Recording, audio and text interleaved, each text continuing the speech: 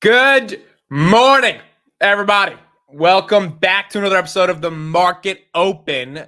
We are here live. It is Monday, officially June, folks.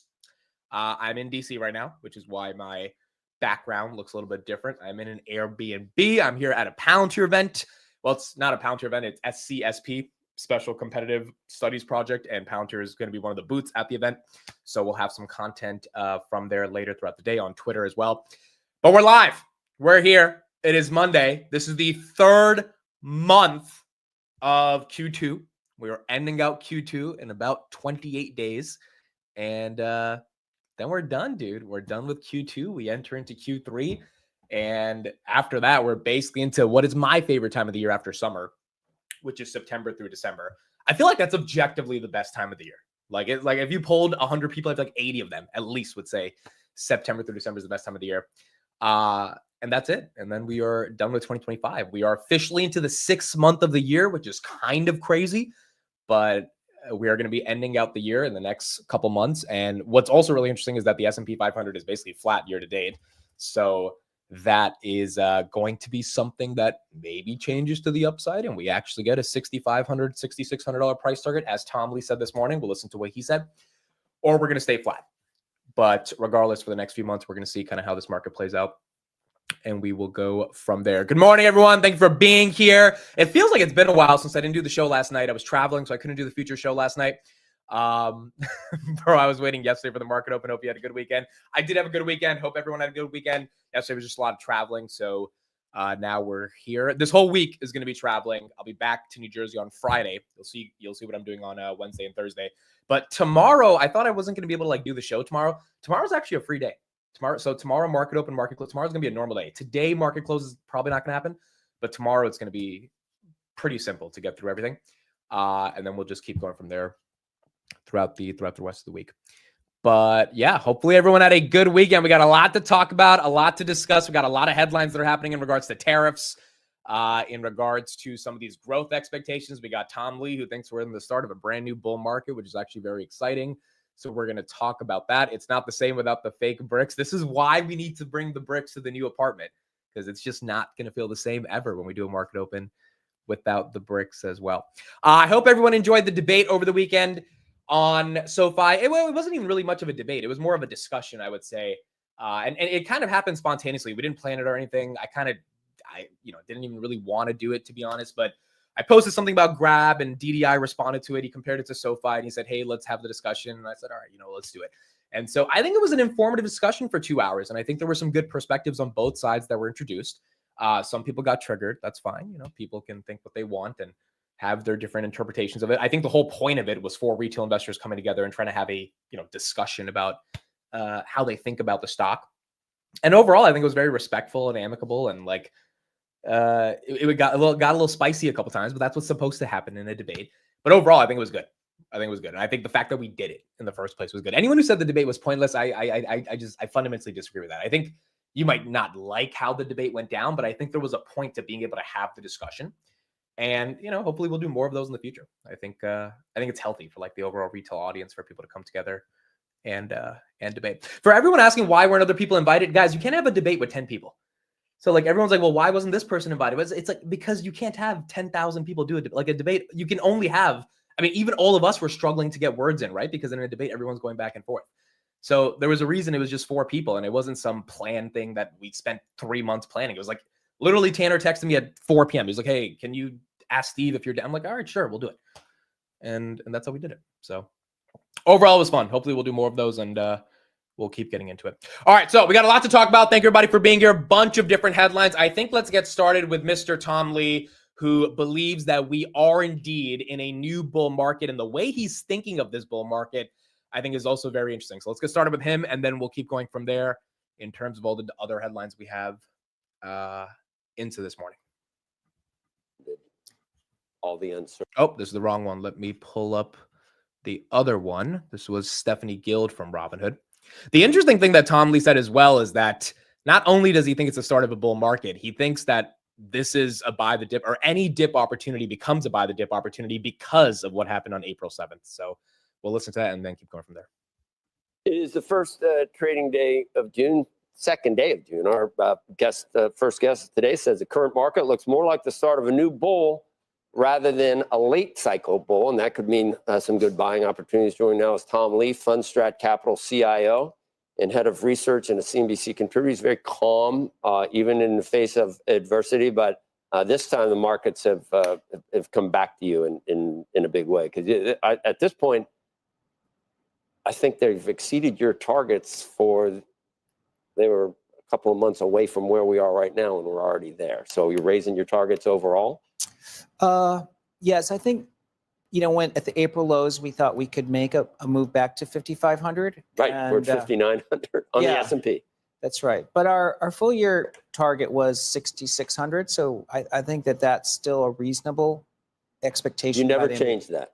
We haven't changed it. Never did. Even on April, the week of April 2nd or 7th or 2nd, you didn't change it. No, it felt very shaky because that would have been, a couple 1,000-point move needed. But now that I look at 2026, I think businesses are in better shape now than they were in February. So I think making 6,600 actually seems more achievable today than it did in February. And you think a bull market started April 7th, or a new bull market started April 7th? In everything, because the NASDAQ already, if you just use 20% to measure what is an actual bull market, people think we need a broader indicator, a broader reason to call something a bull. But at this point, I think the S&P is also in a bull market. Yeah, I think that the waterfall decline into the April lows was such a reset of sentiment. People talked about Armageddon, and we saw some of the most rapid deleveraging of hedge funds ever, and a collapse in investor sentiment, and a huge change in positioning. So those are, I think, things that look like what happens in a bear market. And the ISM has never broken above 50 in a sustained way. Market tops usually need an ISM to stay above 50 for a period of time. So I think we're at the start of a bull market. And as I look at 2026, I think housing could actually be a big lever to pull next year. What do you think of the recent inflation data? And is it real? Is it lasting? Is it going to turn around and head back up because of tariffs? Were you surprised at those numbers on the last couple of Friday and then a couple weeks before then? Well, as you know, the inflation for the last month actually has defied expectations because a lot of people said these shortages would cause a spike, and instead core inflation actually has been trending lower. But to me, inflation was really a story about housing and auto insurance. Those were powering inflation for the last 2 years. I mean, combined, that's 75% of the rise in inflation. Housing is actually now subtracting from inflation month over month. And I think in some ways, on a real-time basis, that tells me I don't think core inflation is actually going to be turning up, even if goods prices go up. You don't? No, I kind of agree with Waller's comments. You do agree with Waller's comments? Yeah. So you're anticipating cuts, several cuts this year? Well, I think that if core inflation behaves, then we are in a really tight real rate environment, right? 4.5% monetary policy and 2.5% or 2% core inflation. I mean, there's a need to actually reduce interest rates. Do you, Tom, at this point think that interest rates, because it doesn't matter whether we reduce or not, would the long end go up if they reduce the short end because of 37 trillion or this bill that's the big, beautiful bill? Are there worrisome things on the horizon other than inflation, current inflation? Well, yeah, the U.S. is on an unsustainable sort of path for deficits, but Japan's actually had higher rates and their interest rates have been behaving for a long time. I mean, not recently. So I think the long end is essentially unpredictable. When investors worry about it rising too dramatically, then I think that's when the bond market can have some influence on both the Fed and the Treasury. But I think at these levels, it's not that alarming. What's Bitcoin? All right, so let's recap what Tom Lee's saying there. He goes on to say the same thing he's always said, that he thinks Bitcoin can get to 150K by the end of the year.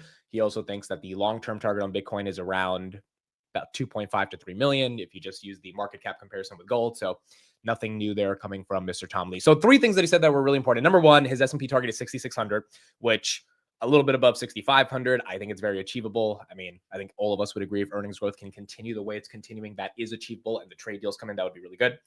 Number two, which is also very important, is he said a new bull market started.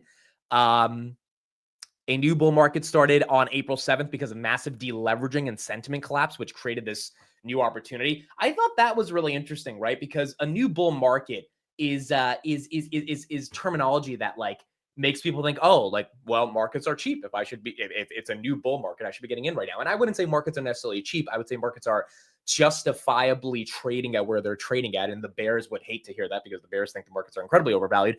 But if you look at earnings growth and all the macro data we looked at, you can definitely make a case for why the markets are trading the way they are. The interesting rhetoric about a new bull market to me is like, well, wait a second. If April 7th, everything reset, which is essentially Tom Lee's point, you can argue that that is the beginning of a new bull market because bull markets begin when you when you bottom, right? Like, I mean, that's kind of like, I guess, one technical definition of a bull market. It's like, hey, you have a blow off the top run, you end up having some cataclysmic event, whether it's either a recession or whether it's Black Swan creates a bottom, and then things change. On April 7th, it just happened within the span of like 4 days from April 2nd when the Liberation Day stuff was announced.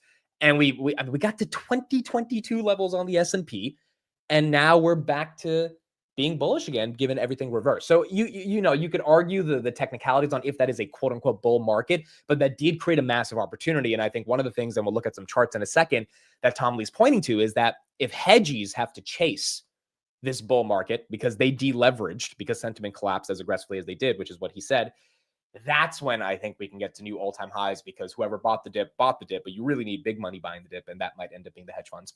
Finally, he said was housing and auto insurance was 75% of the reason for inflation. Now housing is going negative and core inflation is coming down aggressively. So rate cuts are likely. I agree with that as well. I mean, like, there's a ton of reasons for why I think we should get rate cuts, but housing and auto insurance being 75% of CPI basically for the past 18 months. Housing going negative. We saw that big chart on Friday that went viral across the business media. The super core PCE became negative for the first time since 2020. I mean, being able to see those numbers and have J-Powell say, I still think we need to have 4.5% rates, it's incredibly restrictive and something will break. I think J-Powell knows that. By the way, there's this rumor going around on Twitter that J-Powell's retiring today. There's no basis for that rumor. I don't even know how it started. I would not read into that. So I do not think Mr. Jerome Powell is retiring anytime soon today. I don't even know how that got started, but it went viral last night. People were like, oh, get ready, J Powell's retiring. I'm like, I don't know if that's happening, but I could bet like a lot of money it's probably not happening. So the point is J Powell is going to get more influence for cuts. The question is just when. I don't think he's going to be retiring to do that.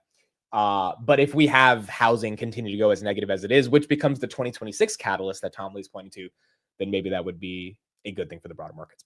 So that is the summary of what Mr. Tom Lee said. Now, real quick in the pre-markets, before we get into some of the macro data, let's just look at some of these stocks that are moving, and I'll give you guys some explanations for them. So Applied Digital is up 20%. Why? They have signed a lease for 250 megawatts with CoreWeave. This is a 15-year deal, and it's projected to generate about $7 billion for their new data center campus. So that's why Applied Digital right here is up 19.6%. Now, Nebius, which is also in the data center space, is down 5%. And the reason for that is because they did a $1 billion convertible note offering. $500 million is at a 2% coupon due 2029. And then the other $500 million is at a 3% coupon due 2031. The initial conversion price is going to be $51.45.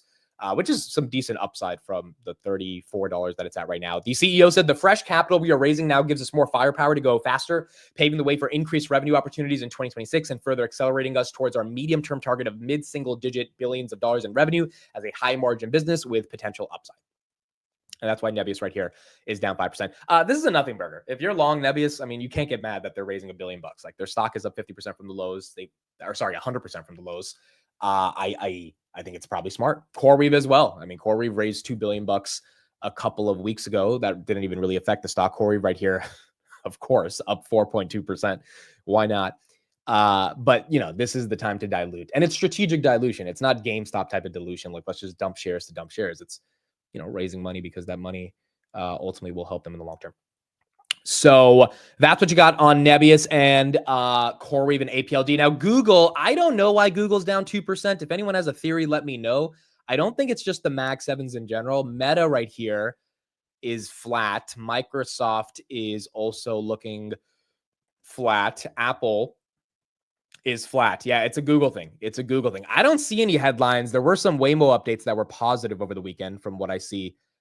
I don't know what was the argument for why Google's down, but it is down, unless it's maybe a DOJ thing. NVIDIA is flat as well. So it looks like this is a more good. Oh, the Germany tax? That was announced on Friday, though, right? Well, I think it was Friday after hours. Yeah, so there is this thing that Germany wants to do a 10% tax on digital service companies. Oh, wow, it's imposed officially on Google, it looks like. Looks like it's not just a proposal anymore. I'll have to get some confirmation on that, but it looks like Germany is very seriously getting ready to impose a 10% services tax on Google, probably part of a bit of a trade war aspect to this as well. I don't think that's that big of a deal, dude. 10% tax on Google's whatever. Like I think that's a dip you buy. But that could explain at least why it's down 2% and the other ones are not down 2%. By the way, Oklo, apparently they filed for $1 billion offering. That makes a lot of sense. Oklo right here down about 5%. Yeah, Oklo should. The stock was at $5. It's at 52. I mean, like these companies are smartly taking advantage of liquidity right here. And if they're real companies, they're not just, raising the money to buy a private jet. They're raising the money to expand the business, and they're just getting to do it on very favorable terms. So if I was an Oklo shareholder, an Applied Digital shareholder, a Nebius shareholder, I would not be too upset that they're taking advantage of the equity markets from here right now. So there we go. 10% tax is just a negotiation from the EU, so no shot if it sticks, if the EU deal happens.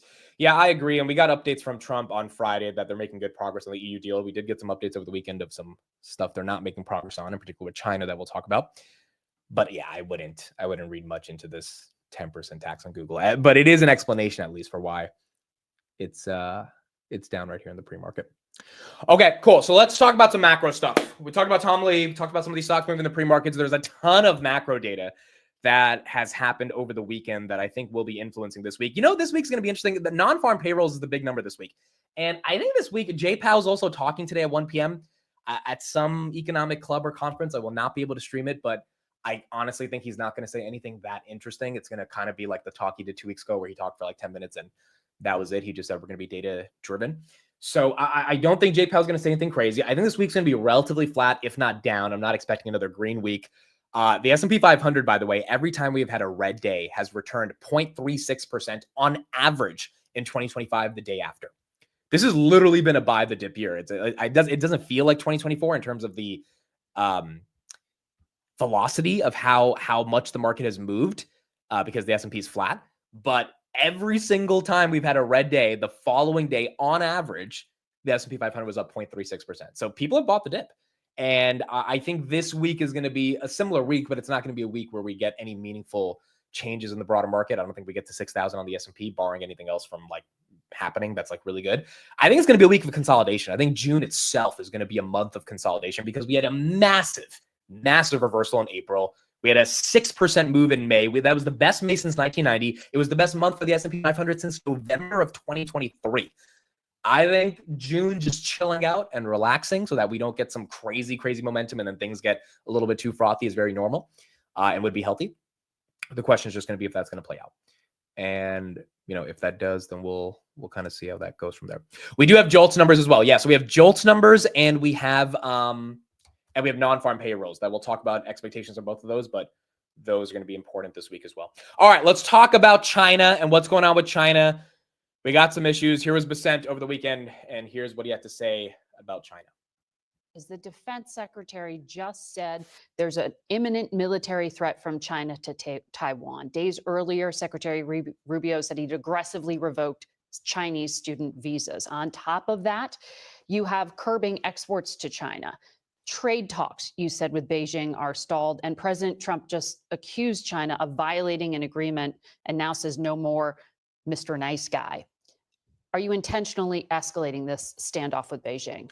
Well, I don't think it's intentional. I think that what Secretary Hegseth did was remind everyone that during COVID, China was an unreliable partner. And what we're trying to do is to de-risk. We do not want to decouple, Margaret, but we do need to de-risk, as we saw during COVID, whether it was with semiconductors, medicines, the other products, we are in the process of de-risking.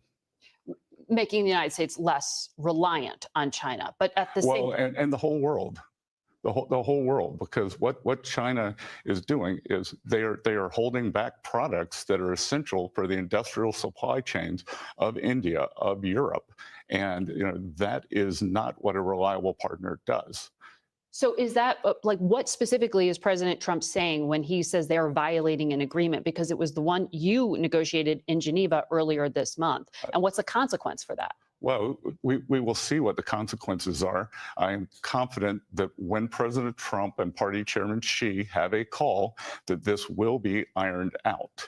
So, but the fact that they are withholding some of the products that they agreed to release during our agreement, maybe it's a glitch in the Chinese system, maybe it's intentional. We'll see after the president speaks with party chairman. That's critical minerals, rare earths. Is that what you're talking about? Yes. So the president has said a few times that he was going to speak to President Xi, but he hasn't since before the inauguration. Beijing keeps denying that there was any contact. Do you have anything scheduled? I believe we'll see something very soon, Margaret. Do you have a conversation with your counterpart or Lutnick with his counterpart at the commerce level? Well, I think we're going to let the two principals have a conversation, and then everything will stem from that. All right. So not that encouraging, as you can see from Mr. Bessent. And the reason it's not that encouraging is because essentially he's saying trade talks have stalled because China is holding out on parts of the deal. And we are not really meaningfully making progress, which is another reason I think this week is going to be a bit volatile to flat. Now, China came out today, and here's how they responded. They accused the U.S. of violating their recent trade deals and vows to take measures to defend their interests. The Chinese Ministry of Commerce rebukes the U.S. president's claim that Beijing breached the consensus reached in Geneva last month. So they're saying Bessent's lying, citing new discriminatory restrictions and violations of the consensus reached between Trump and Xi on January 17th. That has to do with like export controls on chips. So they're saying, hey, you guys are being even worse than what we thought on the semiconductors. And then the tensions between the world's largest economies are escalating as per Bloomberg, with Asian shares and U.S. stock index futures dropping, geopolitical friction growing over issues such as Taiwan and rare earth exports. Hegseth said over the weekend, this was Friday after hours, that China is absolutely getting ready to kind of show how strong they are in the Asian Pacific region. We don't really know what that means. I don't think he was like implying that they're going to invade Taiwan, but he is saying, hey, like we need to start taking them more seriously. And I think the reason he said that is not because there's really any imminent threat. Like, I don't know if there is. I would hope there's not. But I think he's saying that to kind of back up Trump's argument about being hard on China. Right. And it was very vague. It was like on Friday after hours, he was at some speech or something. He was just like, we have to be scared of China because we think they're going to imminently do something in the region. And it's like that, there's no details around that. So no one really knows what to read into it. And markets didn't even really react to it as aggressively. You would think they would, right? If China's going to launch some type of attack.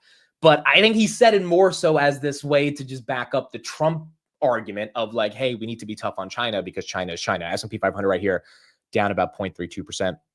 Right now. NP, this is the stock I think we all should be looking at. Materials corporations. It's up 9% right here. It was up 10% on Friday. Year to date, how much is this stock up? Because it's had a variety of runs. It's up 32% year to date. This is one of the rare earth mineral stocks. There's a couple others, but this is one of the main ones. And it's had some ups and downs throughout the year. Currently, it's up 9%. It's up 30% for the year. So if it holds, it'll be up 40%. I think if that continues to be in the discussion, then this is a stock that is going to be very volatile. And it's going to be a stock that easily can be traded on these headlines, and it can easily be shorted on these headlines as well. But that's something that people can look forward to in terms of just understanding where the market might try to play different things that Trump or Xi says. So what's the conclusion to this? I think Bessent, Trump, and Xi are all being a bunch of toddlers again. You hear what Bessent said in that interview, that they will be having a conversation soon. So Trump and Xi are going to have to get on the phone. It's been a couple months, realistically, since June that they've actually had a phone call, or not June, since January.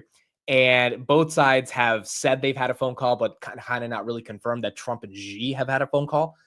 So I think they need to have a phone call, and like Trump and Xi need to like just straight up either agree or disagree on certain principles and like move forward from there. But until that happens, I think we're going to just keep having this stupid back and forth. So hopefully that happens this week. I think markets would really like it. We got a lot of not necessarily strong updates from Russia and Ukraine in terms of like peace that Trump has been talking about for the past couple of months. So you don't really have that going as a catalyst for the markets. Anything that would be good with India, South Korea, Japan, and especially China would be something that we can hang our hats on going into June. And I think realistically, by the end of June, we need A, at least one new trade deal, and B, meaningful updates on China. If not, then July and August is not going to be pretty because it's just going to be filled with uncertainty again. So that's at least what I'm looking forward to in the month of June as well. As June says right here, we can't do anything without rare earth minerals. That is correct. It's a very, very important thing. And that's why Besant is like having such a hard stance right here, because he's like, hey, China's violating this. And China's saying you guys violated the semiconductor export restrictions. You guys are being way worse than we thought you were going to be. We thought in Geneva you guys would relax a little bit. And I don't know what Besant promised them or not, but both sides are talking their book. And until they come to a conclusion, inevitably there's just not going to be any certainty. At least not right now. So hopefully we'll see if that plays out. Google is not falling because of the new DeepSeek update. If that was the case, I feel like other AI stocks would be falling. Google seems to be falling more so because of the proposed 10% Germany tax on them, which, again, I don't think actually will be implemented to a large extent, but that's probably the reason Google right here is down 1.98%. Okay, let's talk about some other macro stats, because we got a lot of other macro stats that we have to look at that I think will be impacting this market. Are they still arguing about who will initiate a phone call? Probably. But I hope at this point someone just picks up the phone and calls first, which again, Besant said they will be talking this week. And hopefully he wasn't lying about that. If they are talking this week, then, maybe it's not going to matter who calls first. Okay, cool. So macro data, we got a lot of macro charts. I want to show you a bunch of these things. I think all of them will implicate how we start off the month of June. And then we will keep going from there. Can you guys believe it's June, bro? It's actually crazy, bro. 6th month of the year. Like, it feels like this year. I mean, I've said this as I've gotten older, but it just feels like time flies as you get older. It feels like yesterday was the inauguration, and now we're 6 months into the year. So it is kind of crazy, but hopefully we end out the year much higher than we are right now after going through all the volatility we went through in April. And what's going to help us are the hedges. So here's the first chart I want to show everybody. This is from last week. Hedge funds are aggressively buying tech stocks. This is a chart that specifically looks at the NASDAQ index, May 23rd to May 29th, so last week. And they have a weekly notional long flow, which is the Z-score, which essentially measures the rate of velocity that hedge funds or whatever funds they look at. In this case, it's hedge funds versus just money managers in general that are buying tech funds. And as you can see on that red line at the top, 2023, you can call that around January, February 2023. That's when Palantir was $6, Tesla was $103. That was the last time hedge funds bought technology companies that are part of the NASDAQ, as hard as they did. And as you can see, May of 2025, that last week, we are matching up to that red line, which is that 1.55 notional Z-score on the weekly flow. So what does that mean? That means that they're chasing. And what's also funny about this is that retail had the lowest set of inflows last week, year to date. So retail flows into the market year to date last week were the lowest all year, which to me makes a lot of sense. Retail actually showing that they're not dumb money. Retail saying, hey, we bought when it was low and we're going to like chill down on our buying as things get higher. And hedgies are ramping up. And the reason hedge funds are ramping up is because, again, they need to, at some point, they're going to need to position themselves. As you can see right here, retail trading flow over the last week was lowest year to date. And that's not necessarily the best for Robinhood, but then again, there was so much buying in April and May that I think that's ultimately good for Robinhood. We do have some updates on Robinhood we'll talk about in a second. But overall, this is actually kind of good for Robinhood because it means that a lot of people that bought the dip, even if they're not actively trading anymore or deploying capital, they're holding on to their gains, right? Or maybe they're selling and taking some profits, which is good for their assets under custody. So from that perspective, we're getting help. As retail investors, we're getting help by big money that needs to come in because they missed the dip and they missed the entire rally as well, which is a good thing. So at least it's a good thing for us. And as a result of that, I think that's going to be very positive. Now, here's another chart that I think was really interesting. Japan had their biggest weekly outflow in the equity markets, 11.8 billion. This was the largest outflow in the history of Japanese markets. I mean, as you can see, this measures back to 2017. This is from Bank of America Global Investment Research. But since 2017, you haven't had a candle to the downside to the tune of 11.8 billion. This brought the 4-week moving average of outflows to 4 billion, again, an all-time high. Why does that matter? Because I think some of that money is leaving and it's going to U.S. equities. And, U.S. equities have been rather weak this year until the past couple months when people started to reposition themselves inside of the United States after the tariff stuff started to get reversed. And that's a good thing for our tech stocks if people are leaving Japan and coming to the United States. Now, this also could mean that people are leaving Japanese stocks and going to Japanese bonds. I know Japanese bonds have not been performing the best, but one could argue that, hey, the yields are getting so high on the 30-year, the 20-year, the 40-year, which I don't even know they had a 40-year, but they have a 40-year bond, that it's compelling people to say, you know what, I'd rather just lock in a very safe 40-year rate versus take a chance on Nintendo or Mitsubishi or things like that. And as a result, you're getting some more momentum coming from the Japanese markets as well. So that's one of those charts. Now, here's another one. This one's been going a bit viral over the past couple of days. Container shipments from China to the U.S. have fallen to a new 1-year low. The Atlanta Fed on Friday said that we could expect Q2 GDP growth of 3.8%. I don't know if we're going to get damn near 4%, but if we do, that would be incredible. One of the reasons we might not get that is because of this chart right here. I mean, until we get some real clarity on the tariffs, we're not in that sort of, we're not going to have like toilet paper on the grocery shelves or stuff like that. Like we're not going to, it's not to that type of point like people were thinking about back in March, but it is to the point where, hey, if we're getting less shipments, that means there's going to be less commerce in general, less demand. And if that's the case, that might not increase GDP as much as people would be thinking. So one thing to watch out for when it comes to China and shipments ultimately going back into the United States. And then finally, here's one more chart that I want to show everybody. This one was really interesting as well. Crypto funds saw $3.3 billion in net inflows in the week ending May 23rd, the second largest amount this year.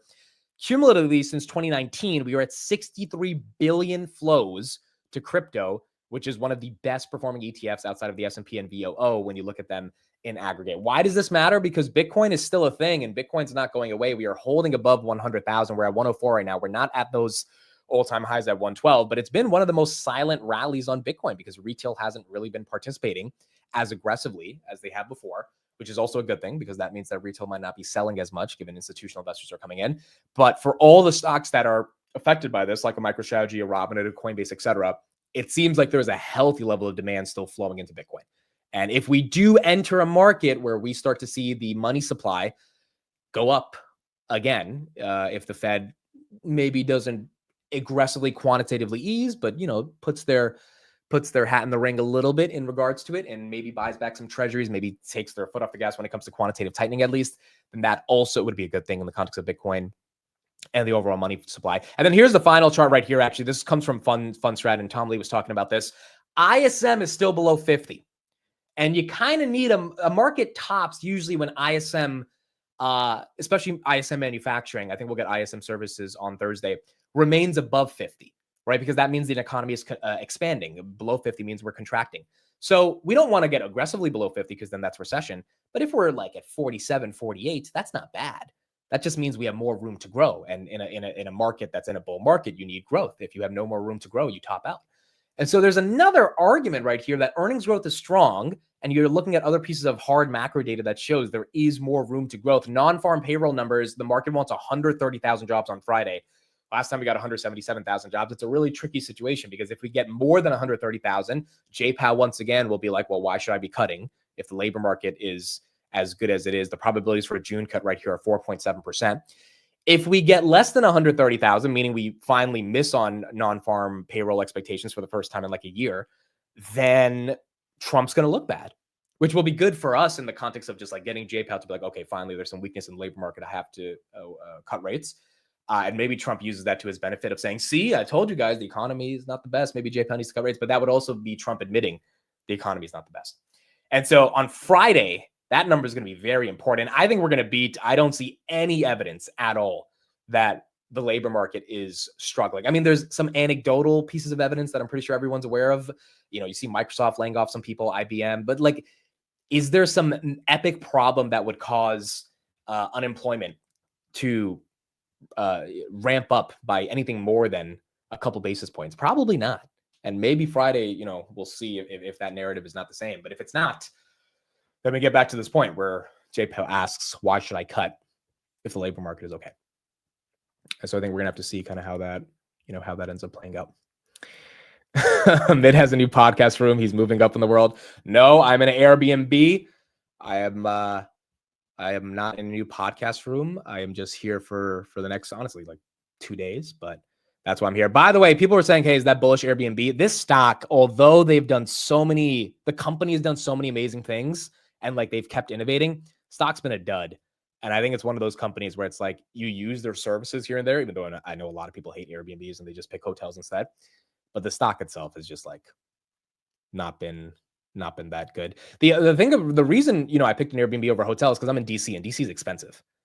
Like, and so it's like a hotel is like fine in a lot of places, but in DC it's like, you know, 300 a night or some crazy stuff. So it's like if you're gonna get a hotel anywhere, you know, near the city area.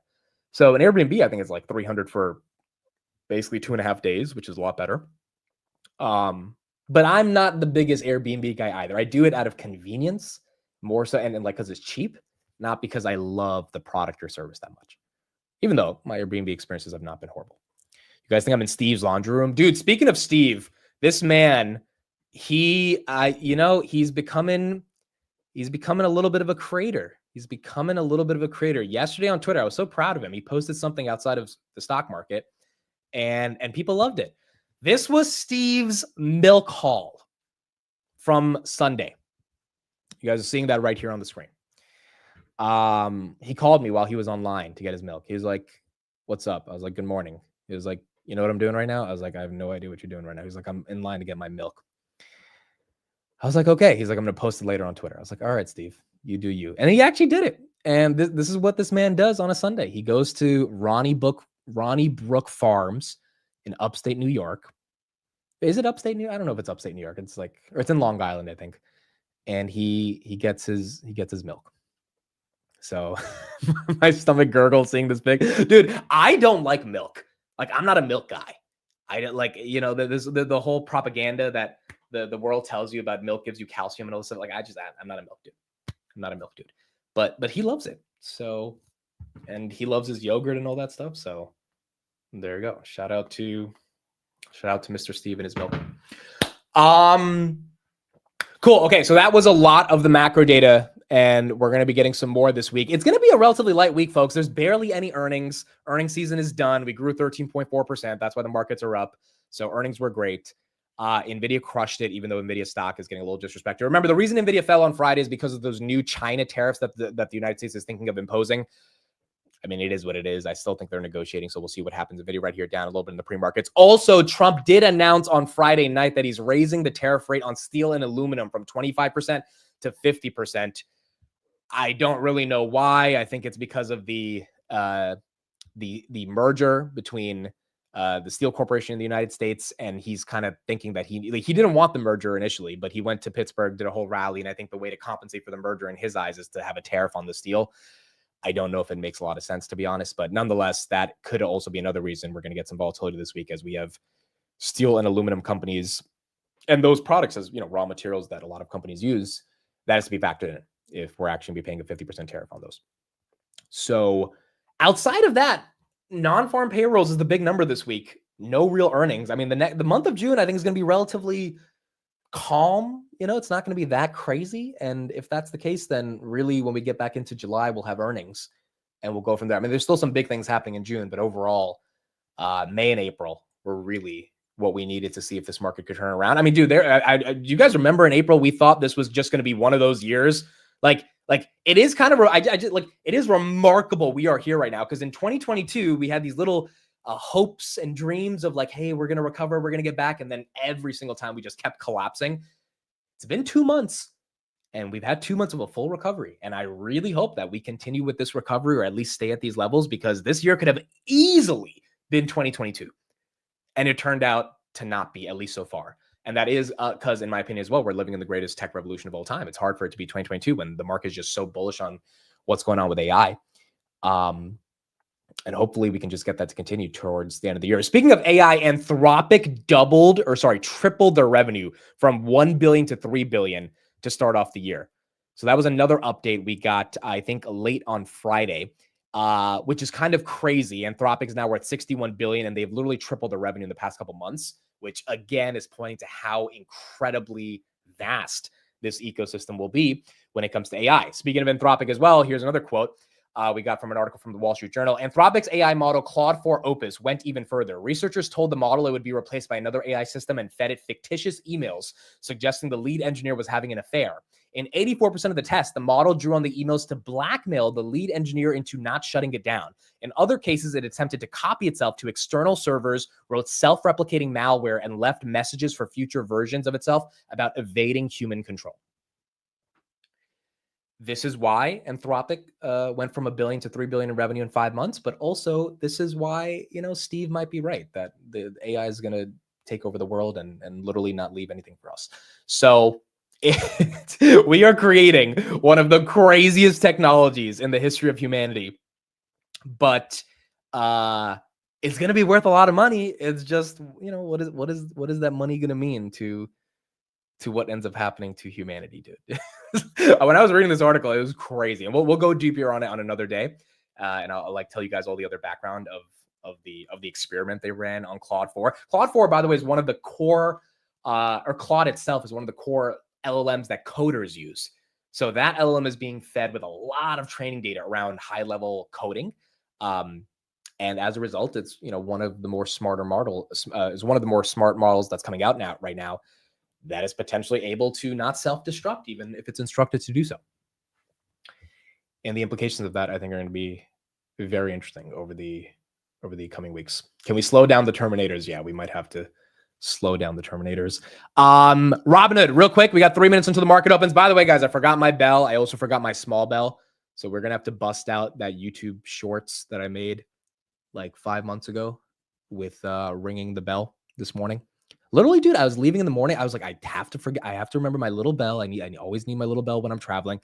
And then I got here and I was like, crap, I forgot the little bell. So we'll play the YouTube short to commemorate the market open. But Robinhood, S&P 500 announcement is going to be happening this Friday. I will be at the airport, but I will still go live because my flight is at 5:30, and the announcement's at 5:15. So I think the gates close at like 5. What is it? Like 5. This is all Eastern time, like 5. I don't know, 5, whatever it is, 5:50 or whatever. So I'm going to have like 15 minutes to stream, and I will be live at the airport to see if we get in. The announcement comes at 5:15 p.m. Eastern. These are the dark pool orders after hours on Friday, $115 million. This could have been end of month rebalancing. It could have been that. I don't want to say this is all tied to someone thinking that something's going to happen, but it also could be someone thinks something is going to happen. And so we're going to find out on Friday. I don't want to get my hopes up. Robinhood is classified as a financial. Maybe they have too many financials. They already let Coinbase in. So maybe the market picks Williams-Sonoma again. But if there's any company that deserves it, I think it's Robinhood. So I will have, when I check my airport itinerary, I will have 15 minutes to go live right before the boarding ends. And I'll be live from the airport. And we're going to see. We're going to see if this ends up playing out. And if it does, it's going to be very exciting for Hoodie. All right, here we go. We got 20 seconds until the market opens. Thank you, everybody, for being here. Unfortunately, I forgot my little bell, so we are going to be using a YouTube Shorts I made a long time ago to commemorate the market open. Here we go, folks. It is Monday, June 2nd, 9:30 a.m. The stock market is now open.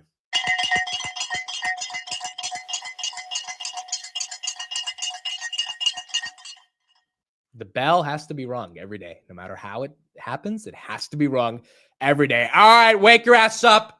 Let's get into it. S&P 500 down about 0.0515%. So S&P got a green candle right there. We're getting a little bit of momentum, 588.25. It was down about 0.5% in the pre-markets. Googs goes down 2.38%.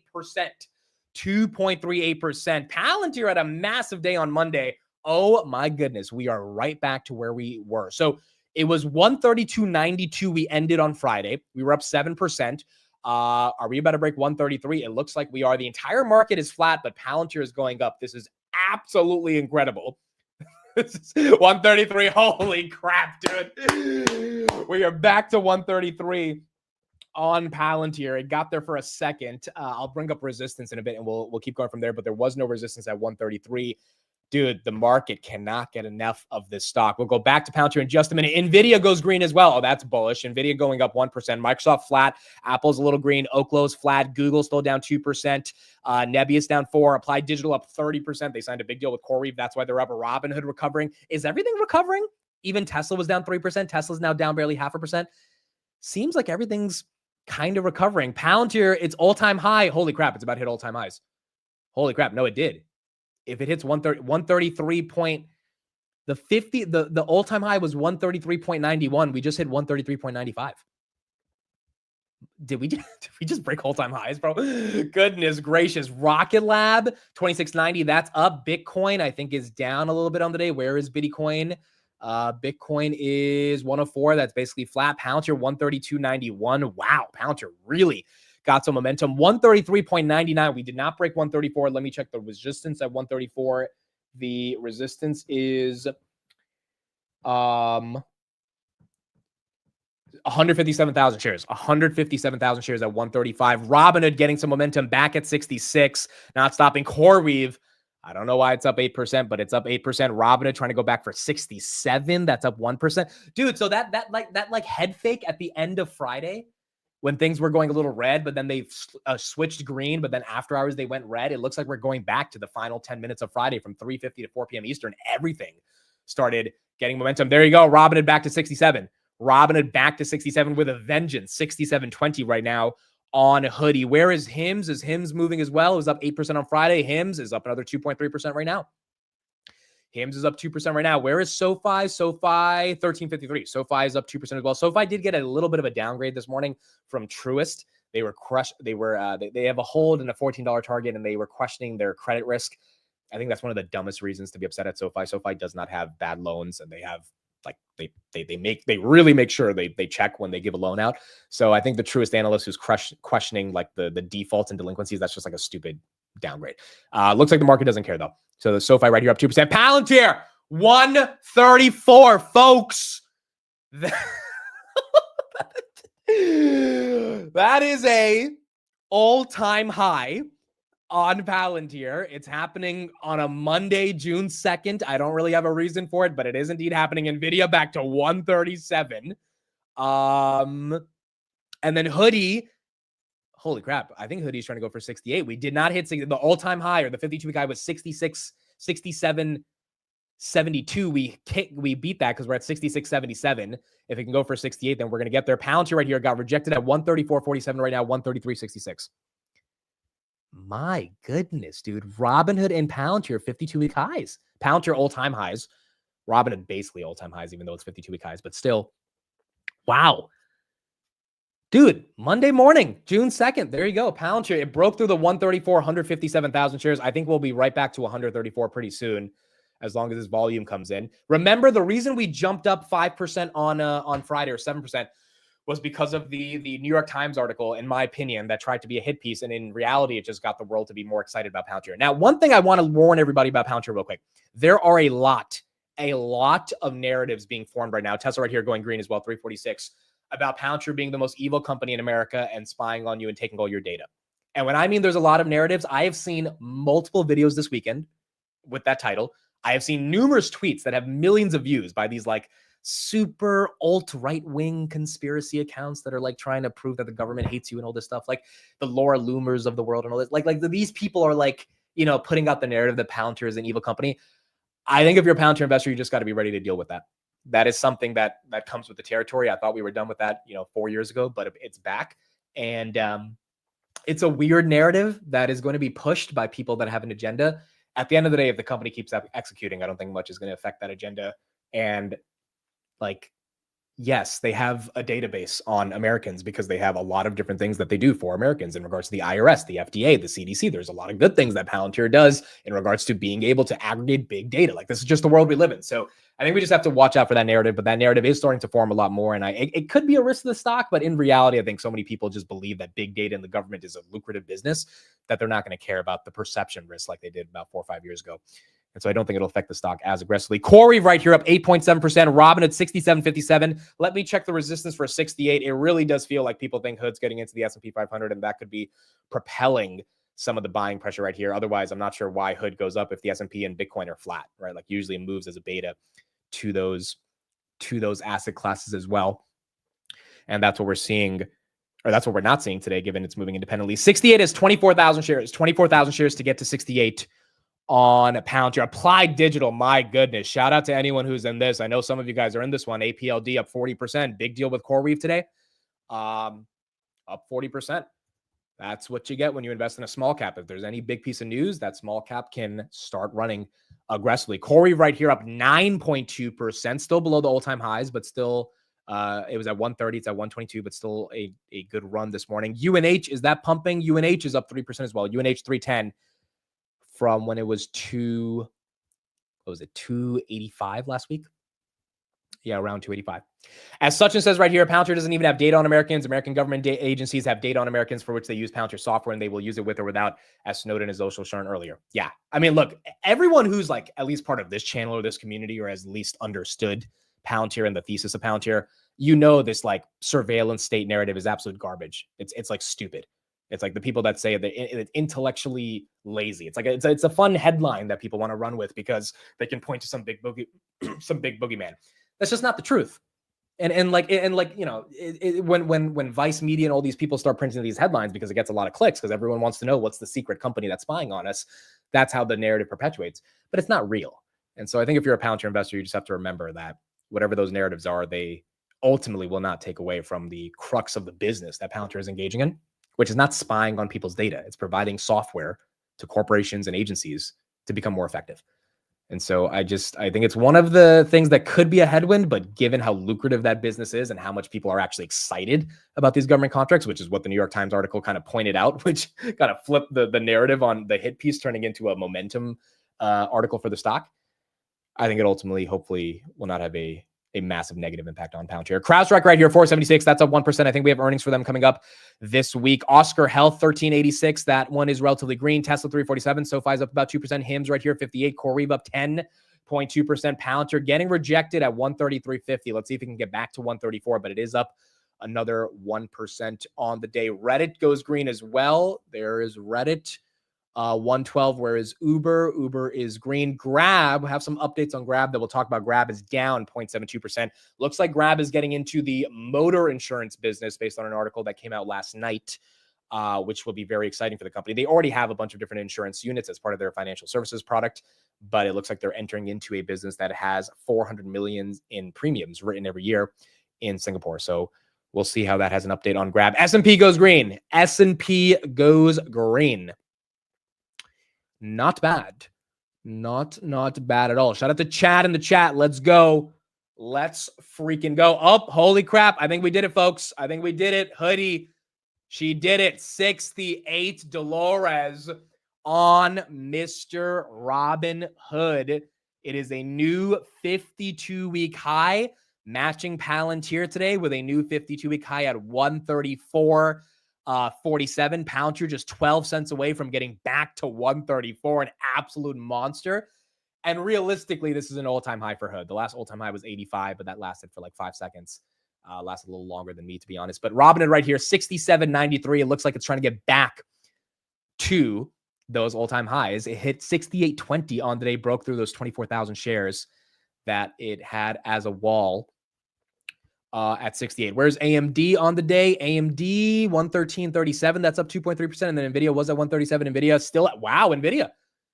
I mean, we did see 144 last week, so like we shouldn't be too surprised, but it did fall to 133. I did buy 30 shares at 133 on the NVIDIA dip I bought 15 shares at 133. I bought 15 shares at 134 on Friday. And about 100 shares at 64.73 on Hood. So, all my buys in the 60s, I've been feeling a little, not cautious buying them, but I've been buying them knowing, hey, I'm expecting this thing to go back down to 55, but maybe 60 becomes support this year. Maybe 60, if we can continue with the momentum we're seeing, become support this year, because pretty much every buy I've had in the 60s has worked out so far. And it's just a question to see if, S&P 500 could be the sort of the nail in the coffin to get this to be above 60 at least, if not heading towards 70 or 75. SoFi right here up about 1%. Tesla goes red again. CoreWeave still up 10%.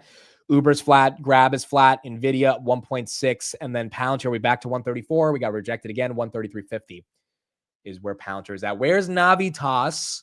That one was down on Friday. It's up 3% today. It's up basically 200% in the past month. Amit, where are you today? I'm in DC. I'm going to be at the SCSP. That is an event for AI and defense. And Palantir has a booth here. I was here last year. This is the place where I first met Karp last year. Shout out to Iliano. He got me to this event. And then Chad got me to AIPCon last year as well, which was right after this thing. And basically last year around this time is where I met Karp, and this event is where he was speaking at. Now he's not at this event this time, so it's a little bit less hectic because when he comes, there's he's a rock star, so there's a lot of momentum and crowds and stuff. But there are going to be some really interesting people here, and I'll be interviewing a couple of them, and it'll be fun. So yeah, they're gonna have a booth. I'll have some content, and I'll be posting all that on Twitter. But I'll be here for the next couple of days. AMD right here, 112.74. That's up 1.8%. That's green. Oh yeah, this article I saw this morning, Wall Street Journal article, Meta will use AI to fully automate ad creation. Dude, this AI shit. This is why, this is what Martin Shkreli was talking about. Martin Shkreli, I posted that clip on Twitter yesterday about how Palantir can get to 10 trillion. This is what he was saying. He was just like, hey, this is a market that's growing. And if Palantir can keep growing in this market, then it's going to always be expensive. He admitted it's expensive. Yes, it's expensive. But the point is, its expensive nature is partly due to the fact that they can grow so much. And when Anthropic triples their revenue in a couple months, when you see all these AI startups raise at these valuations like Cursor at 10 billion because they went from 100 million to 300 million in ARR in a couple months as well. It's hard to deny that this market is not a massive opportunity. S&P 500 right here, 589. That's a little red. Nvidia 136.94. Palantir again getting rejected at that 134 range, 132.90. And then Hoodie got hit at 68.20 back to 66. I feel like that's relatively normal, but we did get some intense buying to get back up to 68. Grab right here down 1.64%. Don't have a reason for why it's down, but it's down. Again, I've been saying the same thing. I think that merger and acquisition news is going to be the big thing that controls Grab. And until we get that news, the stock is going to be relatively flat to pinned at this $5 range, $4.70 to $5. But I think by the end of Q2, we're going to get more updates on that. Micron right here, that's up about 1%. Marvell is down a little bit or up a little bit. D-Wave down 2%. So the quantum name's getting hit a little bit. MicroStrategy, Saylor bought another 700 Bitcoin. Saylor bought another 700 Bitcoin today for 75 million. So yeah, he continues to buy. UNH, where are we at on UNH? Are we green? We're still green. We're up 4%. This is more of a recovery on UNH because last week it had a couple bad headlines. I don't think there's any headline this morning, but UNH right here recovering from the lows. And then APLD again getting some love, up 42 freaking percent based on that CoreWeave deal. I don't even know if that CoreWeave deal is that serious. Is that worth a 40% move? But that headline is causing this. So if you have APLD, I don't know if this is something where you sell the news because I don't know if this 40% is sustainable, but it's a good move. It's just you have to really understand this company and ask yourself if the CoreWeave megawatt deal means that the company truly deserves to be worth 40% more going forward. And if it does, then you hold it. If not, then maybe you take some advantage of this and take some profits here. But APLD is running very, very nicely. There was an Amazon headline this morning as well that Amazon is fully embracing the automation of robots. And we'll look a little bit more into the headline, but basically it said Amazon's getting ready to meaningfully re-architect their entire business around robotics, and not necessarily humanoid robotics, but robotics in general. Amazon already has 750,000 robots, but it looks like they're getting ready to ramp that up. If that does include any level of humanoids, obviously that'll be good for the humanoid companies and potentially even Tesla, just from a narrative perspective. But Amazon right here, 205.09, that's up 0.03% on the day, along with Meta. Did we just get PMI? I think we just got PMI. Yep, it's 945. That means we get PMI. By the way, the Dixie below 99, the US dollar, that one's down. Looks like PMI is coming in 52. Consensus was 52.3. 52.3. At 10 a.m., we get manufacturing on ISM. This one was global manufacturing. We'll get manufacturing and employment at 10 a.m. along with new orders and ISM manufacturing pricing. 52 versus 52.3. That's basically even. That's good. That's not bad. Remember, you want to be above 50 to expand. Below 50 is contracting. If the forecast was 52.3, we came in at 52. It's basically a nothing burger. So we came in pretty much exactly with what the market wanted. Let's see if that's having any impact. S&P 588.75. That's, you got a green candle, but still flat. Still flat on the day. Yeah, I mean, market's relatively, again, it's a little bit more of a stock pickers market. You got certain names that are high flying, and we got to kind of see if that momentum can continue with the high flyers. But they are flying for a reason, and markets are allocating towards them more than just the general S&P as that one stays flat. Palantir still holding 130 through 133. Hoodie, let's see if we can get back to 67. Got hit at 68, going red right now. But the fact that there was all that buying pressure just shows how many people think something could happen this week. It felt like momentum buying. And then Palantir right here, 132.50, just below that 133 range. The contract gives APLD $7 billion over 15 years. In 2024, they had revenues of USD over 150 million. Okay, that's productive for APLD. Is that worth, a 40% move? I guess is the question. I don't know. I just don't know this company that well or their financials. My gut feeling is I don't know if it holds 40% that easily, dude. That's maybe it'll hold 20%, 25%, but 40% might be a little much, especially because it's a small cap, so it's going to get traded like crazy. But if it does, then if you've been in APLD for a long time, then you just hold and you let the thesis play out. Which this was probably part of your thesis if you invested in the first place. Archer right here.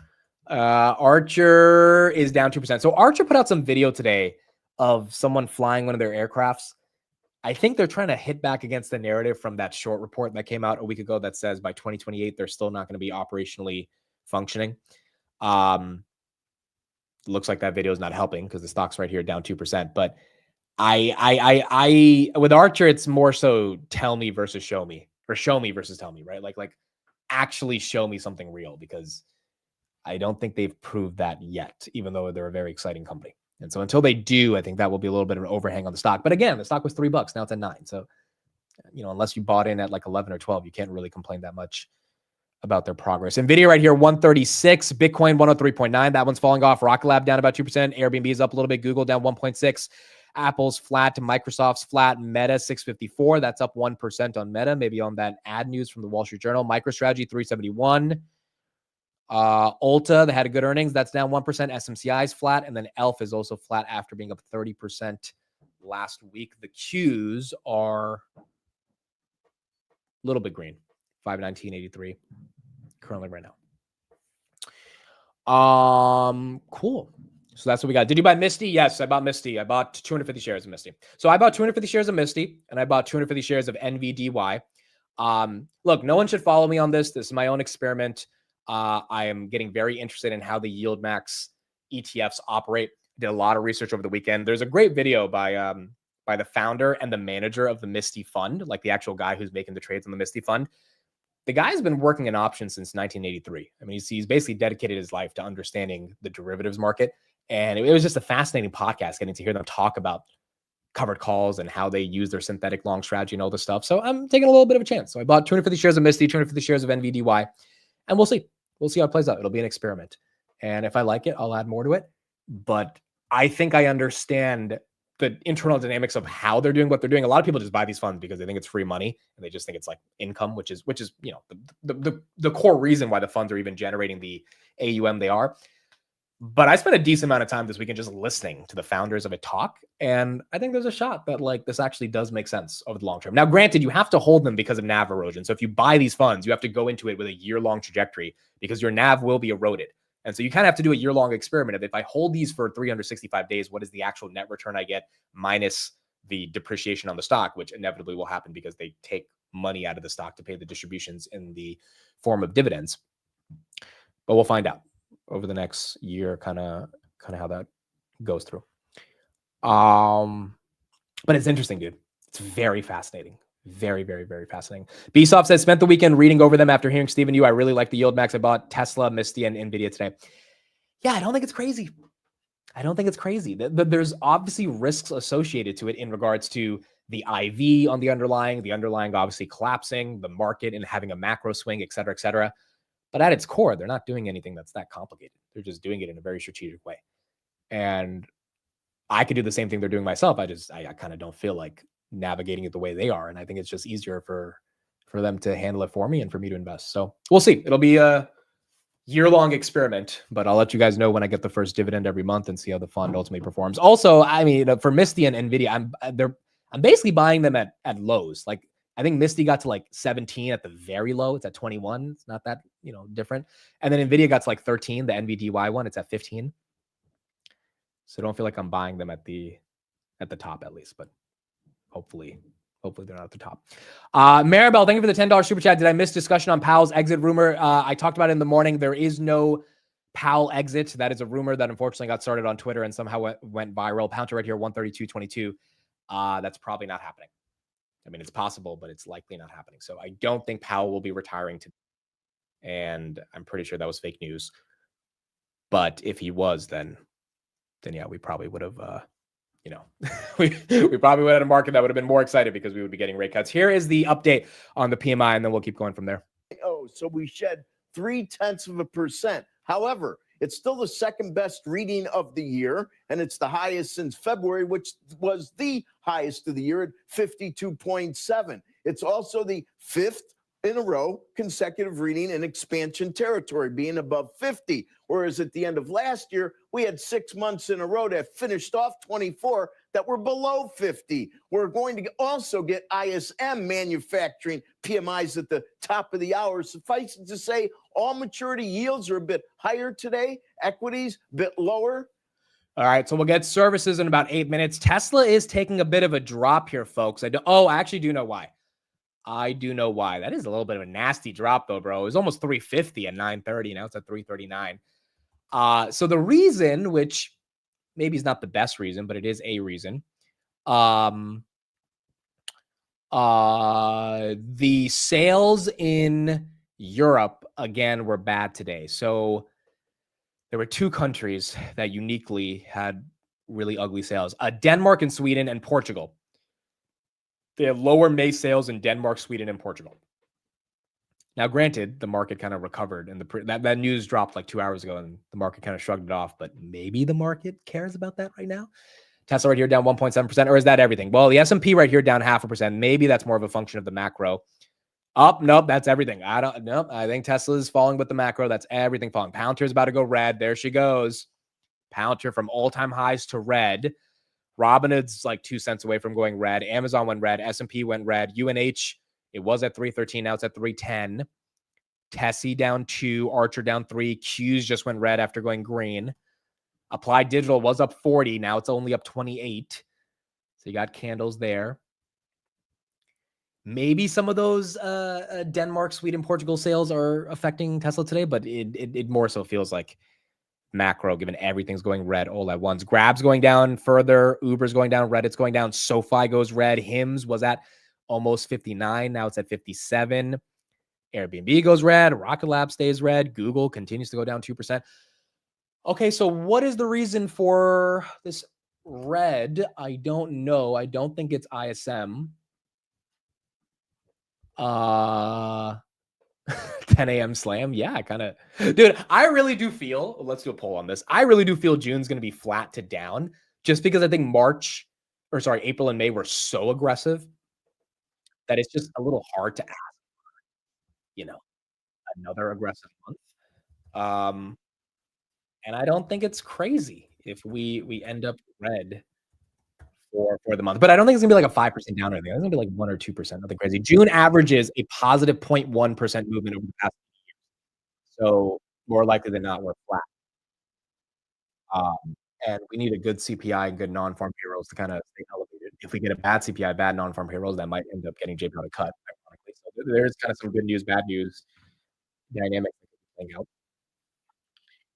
But still, S&P down about 0.5% right here.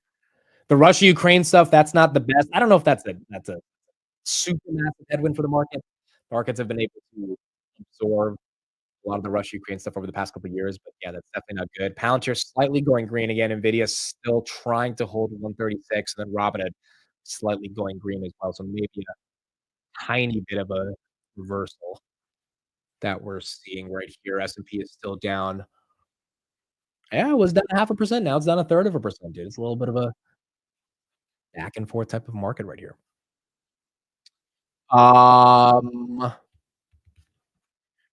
Okay, cool. Kris said send him the link. All right, Kris, I'm sending the link. I gotta be out in like 15 minutes, so we'll end off the show with Kris. I'm sorry, I gotta leave early, guys. Gotta get to the event. So we'll have Kris end out the show for us for the next 15 minutes, and then I'll get out of here. I saw a video saying if May is green, then typically June is green quite often. Yeah, I mean, that's probably correct. It's just an aggregate tends to be flat over the past 80 years from what I came. But this has been a weird year. I mean, sell in May, go away didn't really happen this year. May was this. May was you kind of want to buy into May if you're up 6.5% the S&P. So we're gonna have to see what happens with June. Dude, the Dell earnings is weird, bro. Dell down 4%. That's really Dell increased their guidance by freaking $4 billion. I didn't listen to the earnings call. I'm actually gonna listen to it today. Or I'm at least gonna look at the transcript because that's confusing. Something is off when Dell says, "Hey, instead of doing 25 billion, we're gonna do 29 billion," and the market's like, "Yeah, we don't care."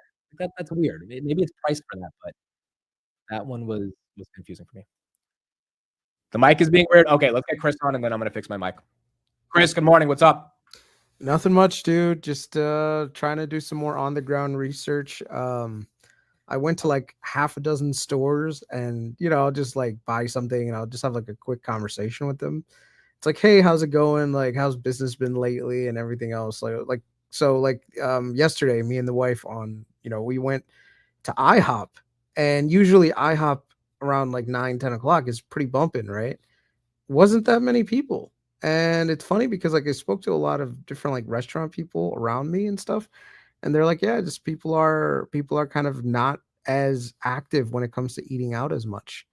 So it's a very interesting dynamic. Of course, it's locally to me, so it's not anything. But I feel like sometimes just talking to people on the ground, like same thing with my realtor. I was talking to him about it. And he's like, yeah, we're definitely seeing kind of buyers retreat from the market, and sellers are actually doing price cuts very early into the year. So I think in terms of like inflation, we're starting to see the impact of downward pressure on businesses, and consumers have at this point run into sort of a wall because you're starting to see longer term unemployment rise. You're starting to see layoffs there.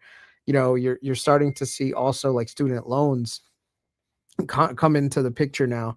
So everything that's coming along is starting to, in my opinion, just starting to impact the economy. Even like immigration, like now immigration is cut off, and you also have these deportation raids happening across the country. People forget that when it comes to services PMI, like haircuts and oil changes, all this, even the illegals use those services. So if you start to see a slowdown in business, even if it means it's coming from illegal labor, that still means from a GDP perspective and from an inflation perspective, things are coming down. So I think the economy, to be honest, is starting to kind of slow down a little bit. All right, real quick. Can you hear me, Kris? Is it good? Yeah, I can hear you. Okay. Chat, let me know if the audio is good. Should be good now. Okay. So you're pointing to some arguments around why the broader economy is slowing down. What do you think about May? We just had a record May, best month since 1995 or 1990. Do you think that continues in June, or do you think the hard data and the anecdotes that you're describing finally catch up to like non-farm payrolls, for example, and we actually see some real weakness this month? Well, I think the S&P right now is loaded to the boat with a bunch of tech companies. And so I think that's masking the rest of the economy. So everyone is very bullish on tech, and people are paying crazy multiples for tech. But then there's like the rest of the S&P 500, and you're seeing those actually, like, people reporting are very uncertain about what their profitability is going to look like. I mean, the economy isn't just Nvidia, Microsoft, Meta, and Amazon. There's other parts of the economy there as well. So I mean, if we're looking at the general market, these guys have taken such a large piece of the general market that when they move in a certain direction, people automatically assume, oh, the stock market is up. That means that the economy is up. And it's like, no, from what I can see on the ground, things are not as great as what we're seeing in just the general stock market, So I do think that the consumer is weakening. So if you're taking that into consideration, we have to, just figure out, like, from an investment standpoint, like, where multiples end up. So right now, because AI is a hot theme, it's getting a ton of premium, but then, like, all these other companies are kind of, just hanging in there right now, and we don't know what the ultimate impact is going to be on the economy. So Okay, so we just got PMI. Let me pull that up real quick, and we'll just take a look at that as that's breaking in right now. Here we go. Let's listen to this, Kris, and then I'll get your thoughts on this. yeah.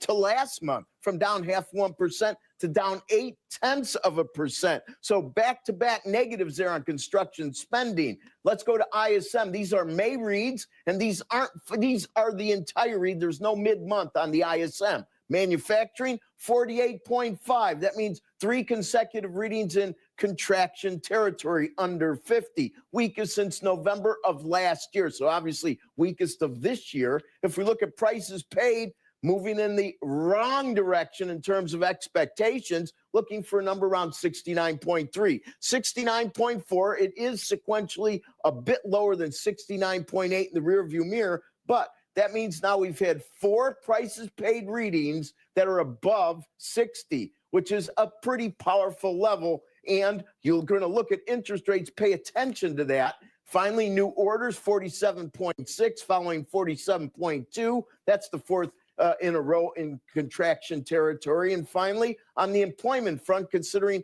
this is the week of employment reports, 46.8, 0.3 higher than 46.5 in the rearview mirror. And that is the 4th contraction reading in a row under 50. So we see interest rates seem to be not paying a lot of attention to prices paid. They are higher on the day, but they've dipped down a bit, maybe because the readings are sub 50 on headline. And of course, the negative, the red ink in equities is bringing in a little bit of buying, pushing yields off their highest levels of the day. Sarah?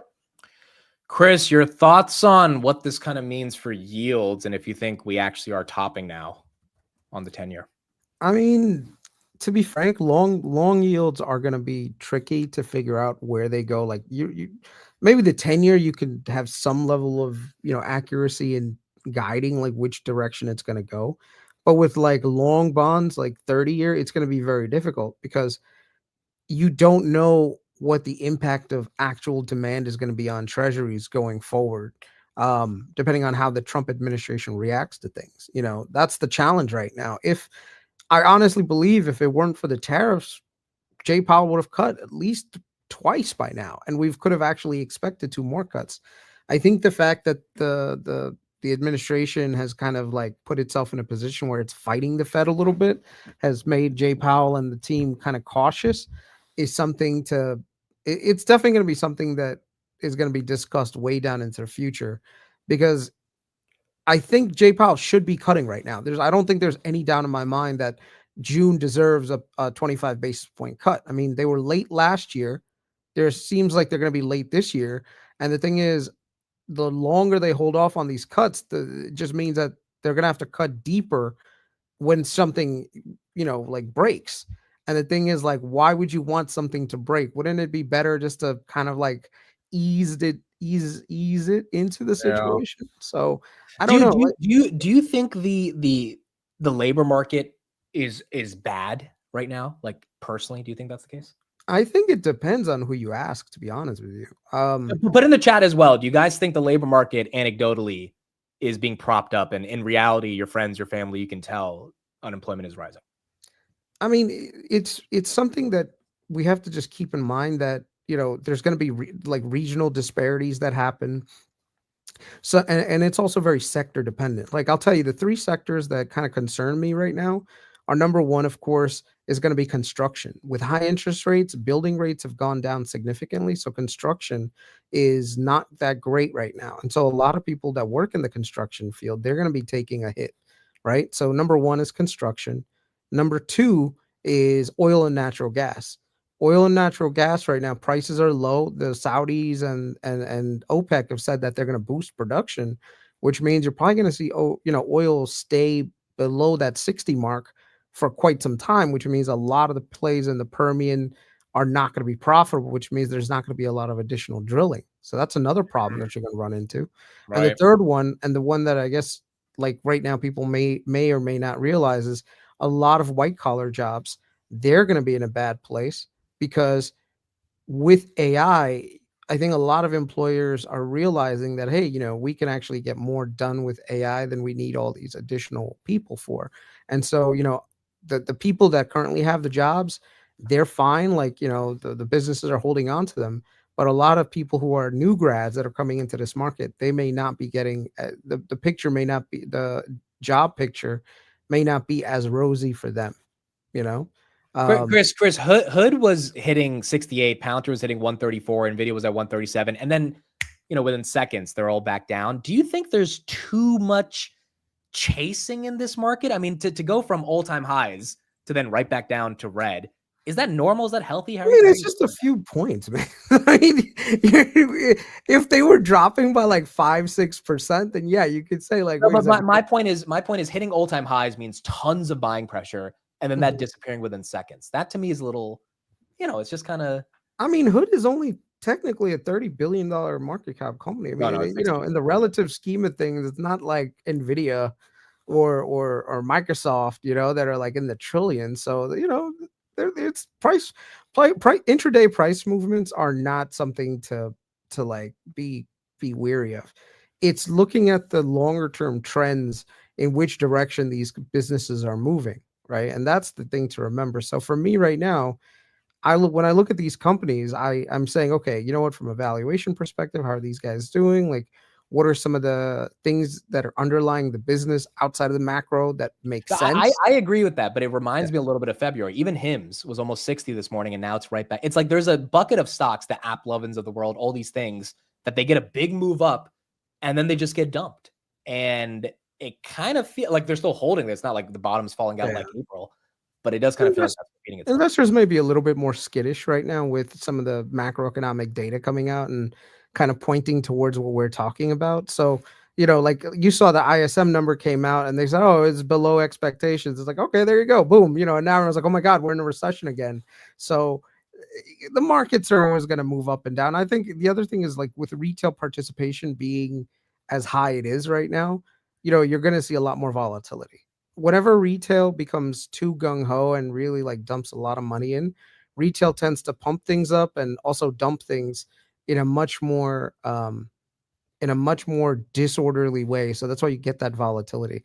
And we have an administration who basically tweets things, and the reactions to those things can cause markets to go up and down. Okay, so speaking of that, what do you think about Basent and China? He said, hey, we're kind of talking, not talking. Like, do you think we're going to get a China deal anytime soon? This is the problem, dude. You don't know. I mean, you had Pete Hegseth insulting the Chinese military and then the Chinese responding, and and then the Russia-Ukraine thing. The reason why oil and natural gas is up today is because the Ukrainians hit the Russians like military sites and planes and stuff. So people are like, oh my God, commodity prices are going to shoot up like they did last year. And I don't think that that's the case. I think that's just a market reaction to it. But yeah, there's a lot of uncertainty and volatility. This is one of those administrations where there's just so much commentary, so much noise that comes out every day. I think that the key that for me when it comes to investing in this environment is talk to the people on the ground, because that's what's going to actually give you the info. I mean, if you remember The Big Short, okay, I'm not referencing The Big Short as in, oh my God, we're in a financial crisis. But if you remember The Big Short, what did they do to really confirm their thesis? Yeah, strippers had mortgages. Yeah. No, I mean, they had to actually go around and talk to people, right? So if you think that there's like right now, if you think the economy is slowing, like right now, my thesis is, hey, the numbers right now are showing that the economy is slowing, which means that the onus of the Fed is going to be to cut harder in the future. Like, why? Like, let me go out and confirm that. And how do I do that? And that's what hedge funds do. They pay big research firms to go out there, get a general like sentiment on the market of people and also of businesses. And they use that to invest. I mean, freaking Warren Buffett does that. The freaking bastard. Warren Buffett, one of the biggest alphas that Warren Buffett has is that he has so many businesses under the Berkshire Hathaway umbrella that this dude gets real-time data on how the economy is doing and he can move that way. And if this dude is piling up cash, bro, there's a reason why. I didn't think of it like that, but Buffett really is the smartest freaking investor. Yeah, that's right. He gets real-time data on pretty much everything. All those credit card reports hedge funds pay for, he probably has that on steroids. Yeah. I mean, it just makes sense. Hedge funds do that too. Hedge funds. But the thing is, like, you as a retail investor, you have the opportunity to do that too, especially right now. That question that you asked on the chat, that's a good idea. You crowdsource that information saying, look, how's the employment picture looking? And you saw a bunch of people say, hey, look, it's not that good. So are you selling here? Because look, April and May was so good. I feel like kind of just sitting back and letting the market do whatever is not the worst strategy. But are you positioning in a way that's taking advantage of the downside by any chance? No, I'm more or less just hedging my positions using TLT. I think longer term bonds should come down, especially if we start to price in more rate cuts because of the economy slowing down. So, the employment picture for me is we're seeing a slowdown. Wage growth has basically been going down significantly. Unemployment's been rising. Longer term unemployment's rising. So, usually when we get like a slowdown in the economy, you're going to see multiples compress in a lot of the companies. So a lot of the companies that I have, I'm just looking at the multiples and I'm saying to myself, look, okay, do I really want to pay X amount for it? Or do I just want to hold it long term and instead focus on just building a position in a more cash-like position so that this way I can benefit from that. So like me and Matt, we were talking about our portfolio for Cash Flow Chronicles, because we just got a little bit of money that came in and we just put it into TLT. We're just like, whatever, it's fine. TLT is trading at some pretty lows and we think the economy is going to go down and TLT pays like a nice little monthly, income thing. So we just put the money in TLT waiting for opportunity. So. All right. That is fair. Thank you, Chris. We'll talk to you later. And I do think the IHOP example is important because you do need to talk to people in the real world. The one thing that I'll say about your new thing with NVDY and MSTY, they make a good amount of money because the volatility. Correct. So when you have a lot of volatility in the markets, you make a ton of money selling options. Especially like covered calls and cash secured puts, because there's so much volatility, you get these crazy premiums. And since these guys utilize that volatility, they end up making money that way. The only thing is, if volatility starts to die down, then maybe the total return may start to go down as well. But 100%. Like I said, I have to do more research on it. I look forward to our conversation tonight. If you can join, if you can't, I'm gonna pick Steve's brain and see what he thinks. I think I'll be able to. Yeah, no, I agree. I listened to the founder talk about Yield Max over the weekend a lot. And yeah, I mean, if there's no volatility, then they don't have a business. But that's kind of the point you're betting on. Is NVIDIA and MicroStrategy going to continue to be as volatile as they are? That's a good point. Yep. Have a good one, brother. All right, Chris. Talk to you later. All right, folks. Unfortunately, I have to go. I know this is a short one. We will have a regular long market open tomorrow along with the market close. So tomorrow we'll be back for normal. Today it's just a bit shorter. Overall, all of you guys said in the chat right here, green month, 42% of you, flat 28%, 29% say red. I think it's flat. I think it's chill. I don't think this month is going to be that crazy. And the reason, I'm bringing up like Palantir getting all-time highs and then getting back down to 129, like 129 is an absolutely reasonable price for Palantir to be here. Palantir could go to freaking 100. I think that's reasonable as well. That's not crazy. It's just when you see that level of velocity of buying and then getting dumped, within seconds, it does mean there's a lot of momentum, wonky potential chasing that's going on, algos going back and forth. And that's where you just have to kind of sit back and be a little dicey, right? And just like say, all right, I'm going to just wait until this normalizes before I even think of selling into it or buying into it as well. And we could be seeing that across the board with AppLovin, Hood, Hims, Palantir, a lot of these names that are high flyers. Now, Hood potentially has S&P inclusion this week, so that could be a catalyst for them. But that is something to just watch out for. S&P 500 right here down about 0.42% on the day. Do we hear the S&P 500 hit 6,000 in June? I think 6,000 is going to be really psychological. I think it's possible in June, but I would not be surprised if we, kind of crawl back to 5850 and just stay there for the month of June before making that next leg up on earnings going into July as well. So we're going to see as we get into the basically second half of the year now, as we're 6 months in. My average cost on grab is 450. Look, I don't know why it's down right here, but again, my conviction is pretty set on the name. 475. I don't think this is a horrible price. Could we see 450 again? Sure. We did see 350 last month in April.